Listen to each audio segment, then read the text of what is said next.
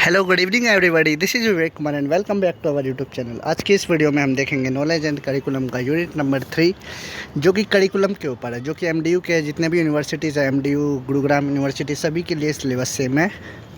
तो आप वीडियो पे बने रहिएगा। आप इस वीडियो को देख के आप 20 मार्क्स तक आप गेन कर सकते हो मैक्सिमम। इससे पहले की वीडियोज़ में हमने यूनिट नंबर 1 को कम्प्लीट किया है।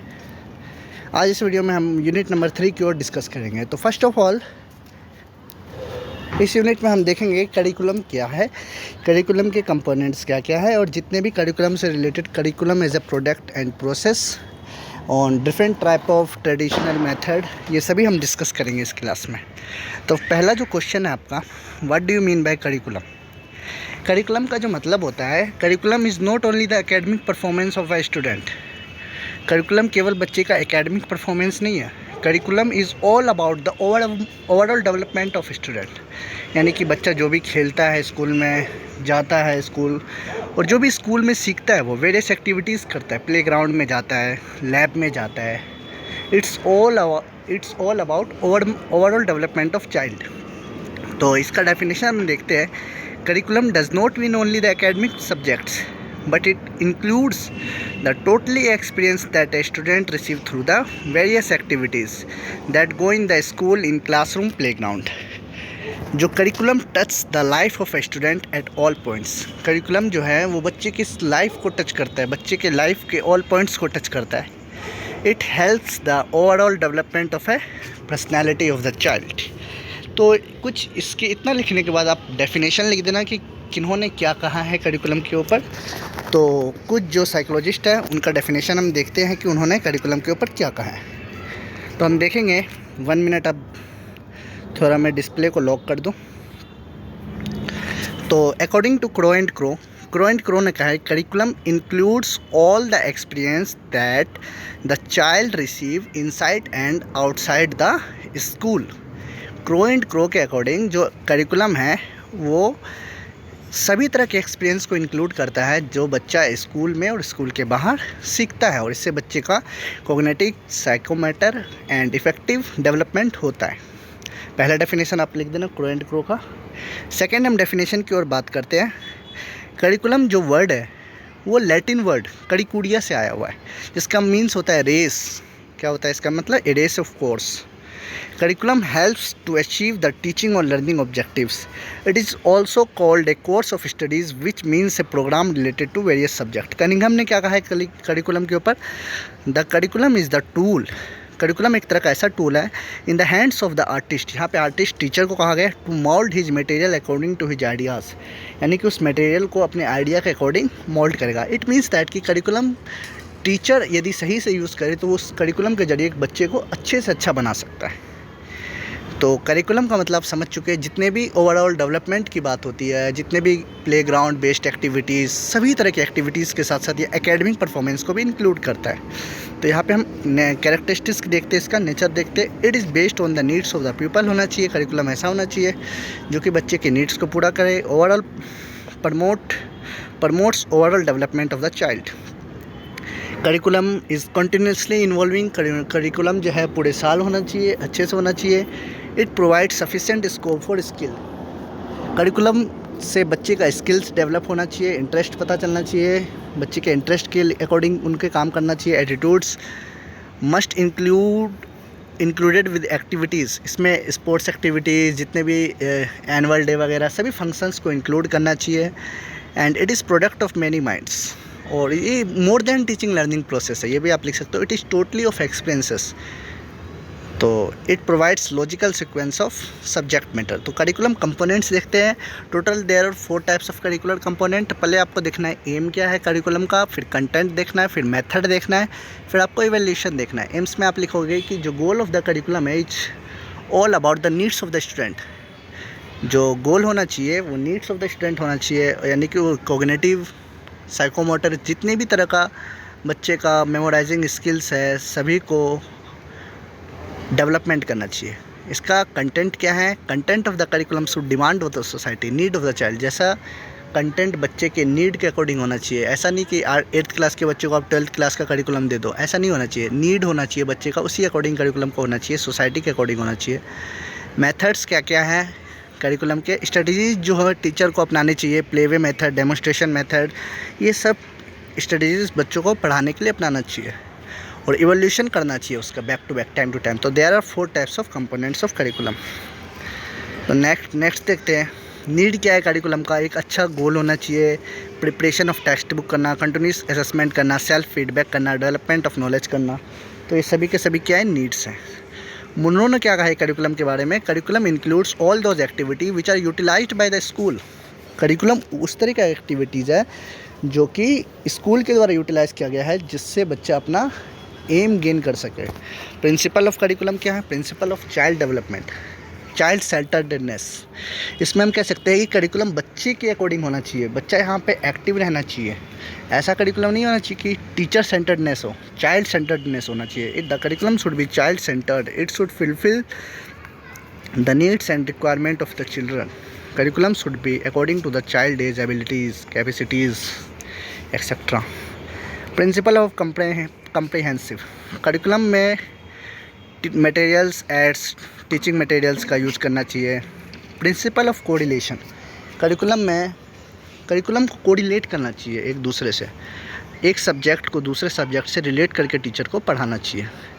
Principle of practical work, curriculum में प्रैक्टिकल वर्क को इंक्लूड करना चाहिए।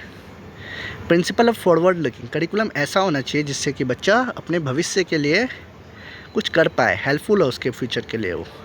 Principle of flexibility, curriculum should be on individual differences. ऐसा नहीं है कि एक बच्चा जिसको क्लास में समझ नहीं आ रहा तो आप उसको भी क्लास के साथ ही पढ़ाओगे, उसको आप अलग से पढ़ाओगे। तो करिकुलम हर एक बच्चे के इंडिविजुअल डिफरेंस को के हिसाब से होना चाहिए। प्रिंसिपल ऑफ यूटिलिटी, करिकुलम ऐसा होना चाहिए जिससे बच्चा अपने डे टू डे लाइफ में अपने आप के चीज़ को एडॉप्ट कर सके। ऐसा करिकुलम ना हो कि जिसका बच्चे के डेली लाइफ से कुछ यूज़ ही ना हो। प्रिंसिपल ऑफ इंटरेस्ट, बच्चे के इंटरेस्ट के अकॉर्डिंग ही करिकुलम होना चाहिए। प्रिंसिपल ऑफ क्रिएटिविटी, ऐसा करिकुलम होना चाहिए जिससे बच्चा अपना क्रिएटिविटी अपने आप को डेवलप कर पाए। Principle of community centredness, curriculum ऐसा होना चाहिए जिससे बच्चा स्कूल एंड कम्युनिटी के लाइफ को एक दूसरे से रिलेट कर सके। प्रिंसिपल ऑफ इंटीग्रेशन, करिकुलम है ना ऐसा होना चाहिए जिससे बच्चा अपना कॉग्निटिव PCSE जैसा आपको पता है, साइकोमोटर कॉग्निटिव एंड ये जो स्किल्स है उसको डेवलप कर सके।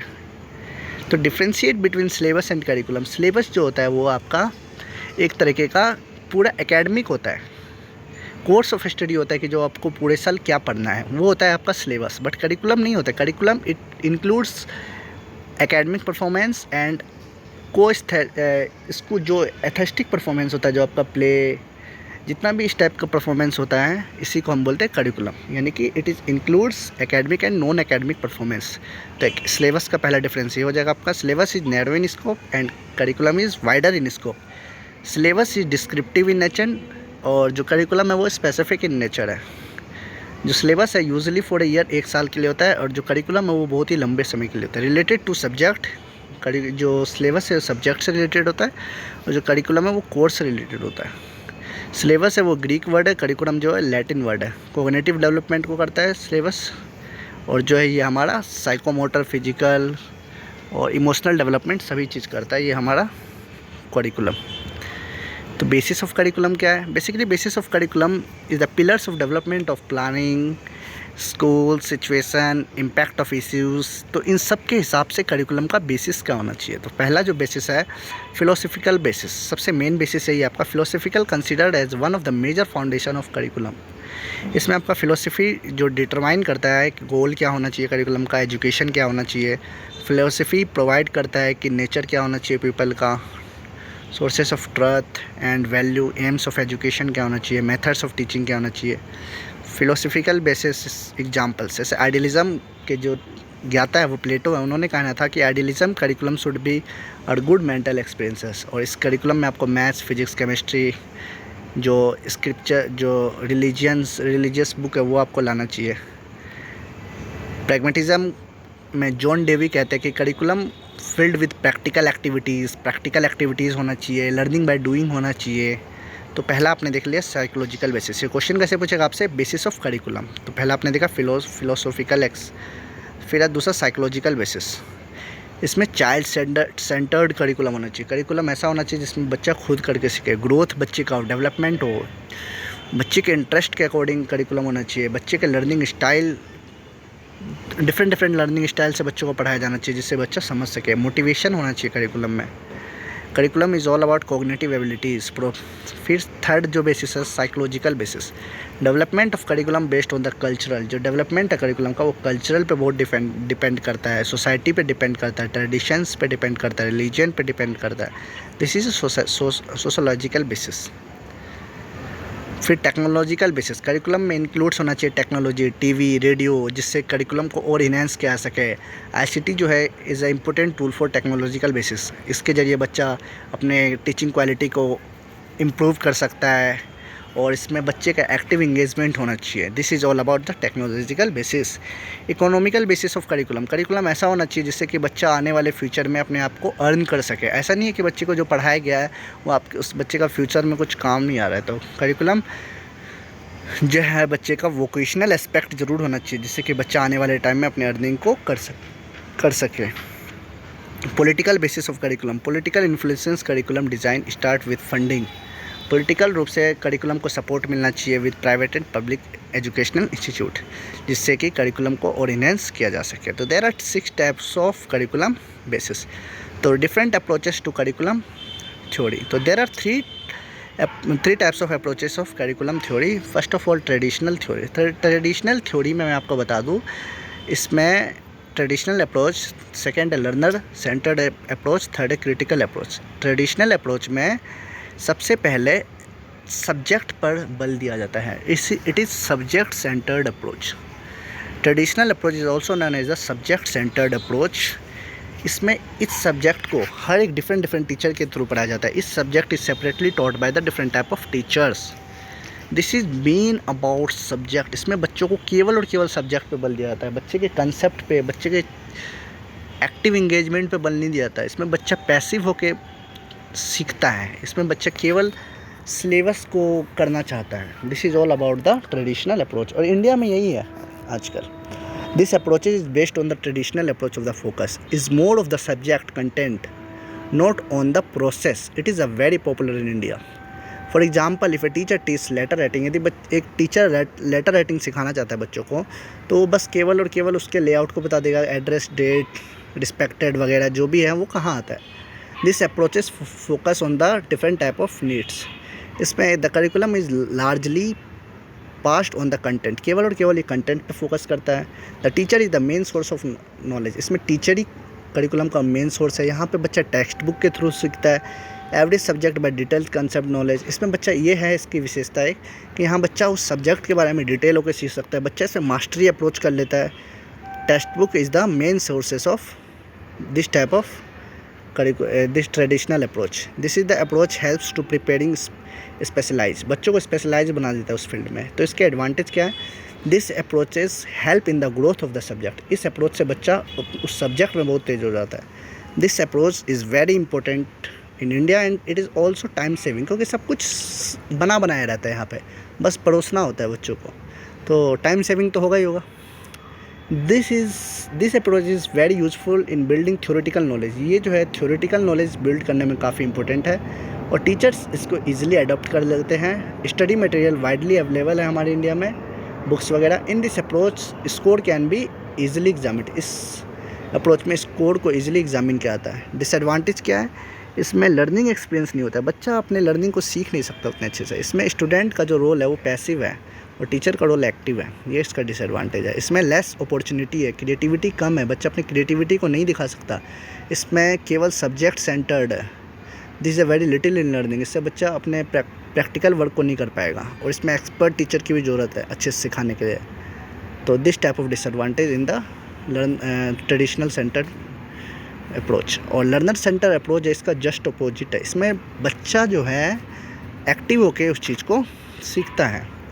It is a method of teaching that shift of focus of instruction from the teacher to student. इसमें बच्चा एक्टिव रहता है, focus on the skills and practices that help in the life long learning and problem solving. इसमें बच्चा problem को solve करना सीखता है, एक्टिव रहता है और इसमें बच्चा student choose what they will. Student ही इसमें चूज़ करते हैं कि उनको क्या पढ़ना है, हाउ दे विल कैसे पढ़ेंगे और कैसे उसको एक्सेस करेंगे अपने लर्निंग को। Instead of focus on the subject content subject content को फोकस करने की जगह इसमें बच्चा अपने स्किल के ऊपर फोकस करता है। This is all about the practical knowledge.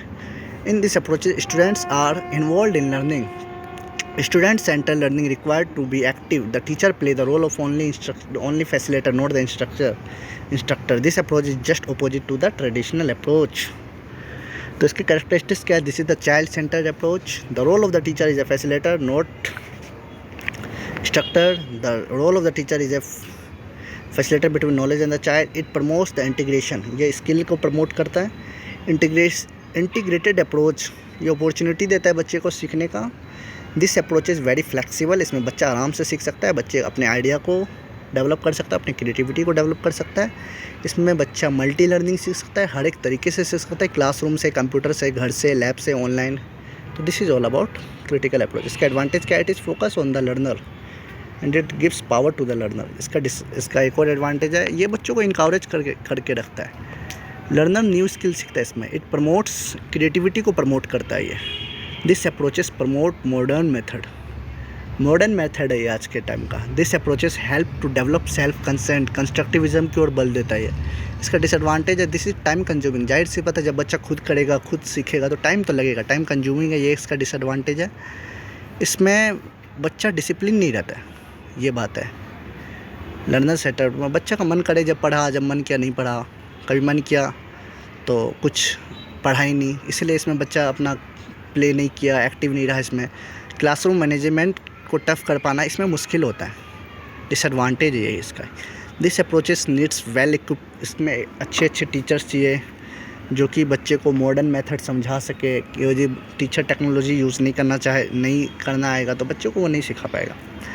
Child में कई बार बच्चा भी कई बार कन्फ्यूज़ हो जाएगा, और कई बार बच्चा इस डिफ़िकल्ट चीज़ों को एडॉप्ट खुद से नहीं कर पाएगा, तो उसको कई बार टीचर की मदद लेनी पड़ सकती काफ़ी ज़्यादा. तो this type of disadvantage in learner centred approach. And the third is not the least critical approach.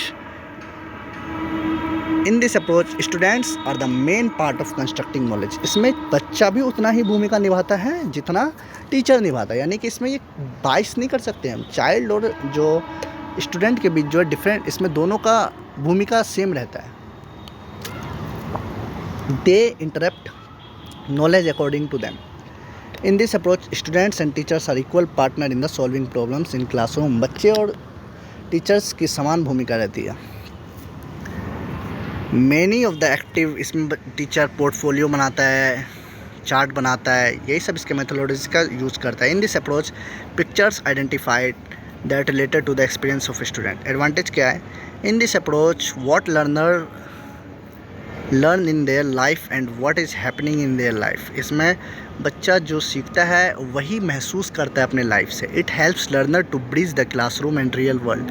ये बच्चे को हेल्प करता है एक ब्रिज की तरह बनाने का. क्लासरूम को रियल वर्ल्ड से जोड़ता है. कौन सा? Critical centred approach. It helps the learner to move from difficulties. या डिफ़िकल्टीज से मूव करने में मदद करता है. This type of curriculum encourage the critical thinking. इस टाइप का करिकुलम थिंकिंग को बढ़ाता है, इन्हेंस करता है, डिस्कशन को इन्हेंस करता है. तो teachers should know what about the important of this type of issue.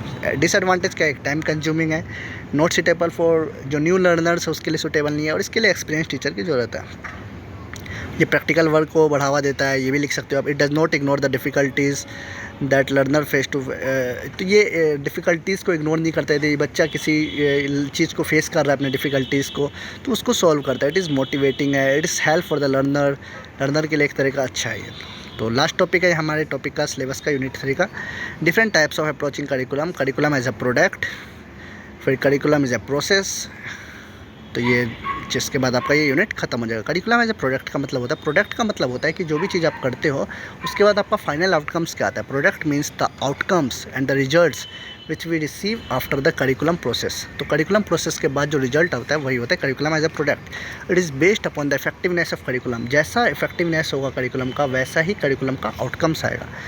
In product approach the focus is what the learners will be able to do after the course. इसमें होता है कि learner course ख़त्म करने के बाद क्या चीज़ कर सकता है, तो फोकस इस पर होता है. Systematic objects is a very important of this approach. There are 3 in इसमें तीन कंसिस्ट करते हैं, piloting, monitoring and evaluating. Piloting में होता है make judgement about the effectiveness of authorised curriculum. इसमें इफेक्टिवनेस देखा जाता है करिकुलम का, और इसमें देखा जाता है gathering information to determine plan to improvement, इसमें इम्प्रूव किया जाता है। और फिर मॉनिटरिंग होता है, बच्चे की स्ट्रेंथ को, वीकनेस को देखा जाता है। फिर इन्फॉर्मेशन को कलेक्ट किया जाता है, कलेक्टिव प्रोग्राम्स होता है ये। इवैल्यूएशन किया जाता है, फिर कंटिन्यूस असेसमेंट होता है, बच्चे का टाइम टू टाइम असेसमेंट किया जाए।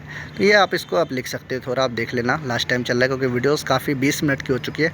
सेकंड टॉपिक है करिकुलम एज अ प्रोसेस। इसमें curriculum is what actually happens in the classroom. Process का मतलब होता है कि करिकुलम क्लासेस में क्या हो रहा है, तो ये होता है आपका करिकुलम एज अ प्रोसेस। के 4 टाइप है। Situational analysis, to analyse the following information by staff manager, जो भी इन्फॉर्मेशन को एनालाइज किया जाए स्टाफ के द्वारा, मैनेजर के द्वारा।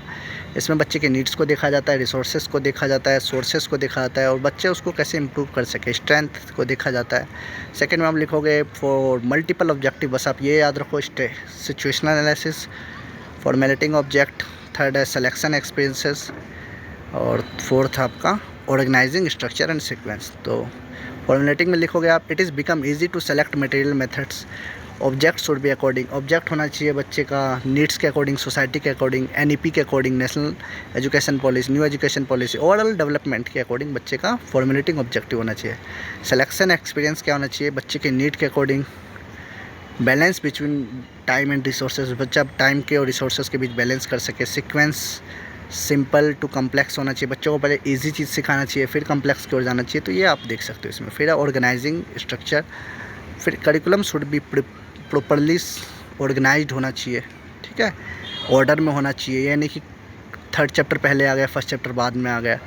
प्रॉब्लम सेंटर्ड होना चाहिए, कॉज एंड इफेक्ट होना चाहिए इसमें, ठीक है। एडवांटेज क्या है, process approaches give emphasise, teacher and student have active role, और एटमॉस्फेयर इज़ मोर इंडिविजुअलाइज। इसका डिसएडवांटेज क्या है, lack of uniformity, lack of train teachers. Participatory approach क्या है, ये participatory just all about the learner centred approach. इसमें child जो है वो सेंटर्ड में रहता है, बच्चे एक्टिव होकर सीखता है। आइडेंटिफाई लर्नर नीड्स, बच्चे के नीड्स को आइडेंटिफाई किया जाता है, और decide type of training to meet learning needs. तो ये आपका लास्ट पेज है। It is also called peer based learning, it is learning centred approach, student interact between learner and learner from each other, make understanding between the social, historical and effect of their lives, empowered students to take action and take to decision in order to control their lives. Pillars क्या है इसके, start with learner experience that they have already known, critical thinking को enhance करता है, developing करता है, नए नए methods को ऐड करना है, brainstorming, games, visualization, और रेगुलर रिव्यू होना चाहिए इवैल्यूएशन का। पर तो participatory approach is a way of organising the classroom that motivates learner to participate in act of teaching learning process. तो ये 16 मार्क्स के आते हैं, curriculum as a product, process and participatory approach. तो ये आप देख लेना, आप इनको एक बार लास्ट टाइम पढ़ लेना, स्क्रीनशॉट लेके या वीडियो रोक के पॉज करके। और ये this is all about unit 3। तो कैसा लगा आपको वीडियो, एक बार कमेंट करके आप हमें बता सकते हो। Thanks for watching this video, have a good day, thank you so much.